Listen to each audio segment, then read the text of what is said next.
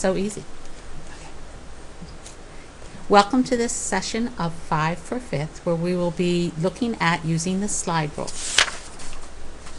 This lesson is in section 6.8 of our books, and at this point the students have not been shown the strategy of changing to a common denominator to add and subtract fractions. They have worked with a ruler previously in Unit 4, but as we know, reading a ruler, interchanging sixteenths, eighths, fourths, and halves needs constant review. So we have here in section 6.8 an opportunity to fine-tune our ruler skills using addition and subtraction of fractions and mixed numbers. This may seem hard at first, but the benefits are huge. We suggest that when you do lesson 6.8 that you do stations over a 2-day period.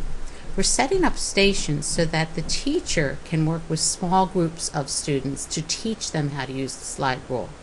While they're learning how to do the slide rule in small groups, the other students will be rotating through different journal pages, and they're even going to have a station where they will be decorating their folder, and in that folder they're going to be carrying around their slide rule, and we've also included for you an extra Ask Practice worksheet.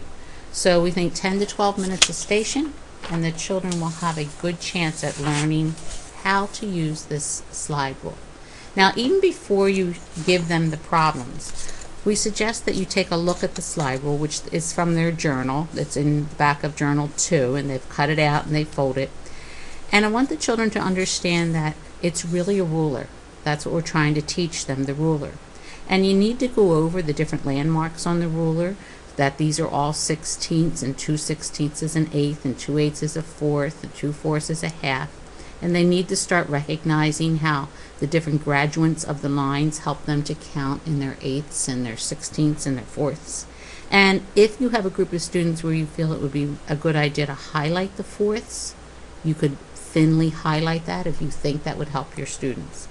So once you've had a couple moments of going over the divisions of the ruler with them, show them that the fraction holder is always going to be held down, and the only part of this slide rule that's going to move is the fraction slider. And we're going to use the fraction slider to add and subtract fractions and mixed numbers. So let's try a couple samples. Our first problem, 3 sixteenths plus 1 half. We're working with the slider. It's the only one that's moving, so we're going to take the 0 on the slider and we're going to move it up 3 sixteenths. 1, 2, 3. It is now at the 3 sixteenth mark. Then we're going to add in a half. This might be good at this time for your students to have something that they can point with that won't mark the ruler, maybe a marker with the top on it. So we're still thinking of this, the 0, and we're moving up 1 half. Right below it, it is lined up to the answer to that problem. So now the students, this is the hardest part, they have to be able to read that answer.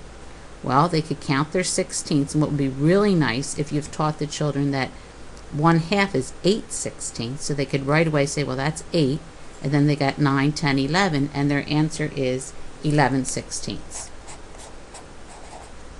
Notice how helpful that is if they know that halfway mark is 8. Let's try another one with a mixed number. We've got 1 1/2 plus 2 3/8. So once again, the slider is the only part that moves. We slide the 0 mark up to 1 1/2. It is now on 1 1/2. We're adding to that 2 3/8. So we go to the top slider again, and we just move with our marker 2 3/8. The children are having problems. This is your time in small groups to show them how to locate the eighths on the ruler. Now we go directly below that, and here's their answer.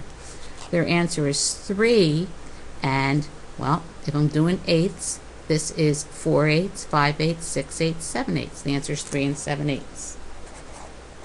Now, if you have a student who counts by sixteenths and says it's 3 14 sixteenths, of course you're going to accept that. Let's take a look at how to do the subtraction. 7 eighths minus a half. Once again, the slider moves to 7 eighths. Well, we know that a half is 4 eighths, 5 eighths, 6 eighths, 7 eighths. There's 7 eighths. Now here's the beauty of this thing. The blue part is the subtraction. We know it's negative movement. They're going to subtract 1/2, so now they're going to go back 1/2, go down and find their answer on the holder. Their answer is 3/8. 1/8, 2/8, 3/8. So their answer is 3/8. We'll do one more subtraction one. 2 1/8 minus 1/4.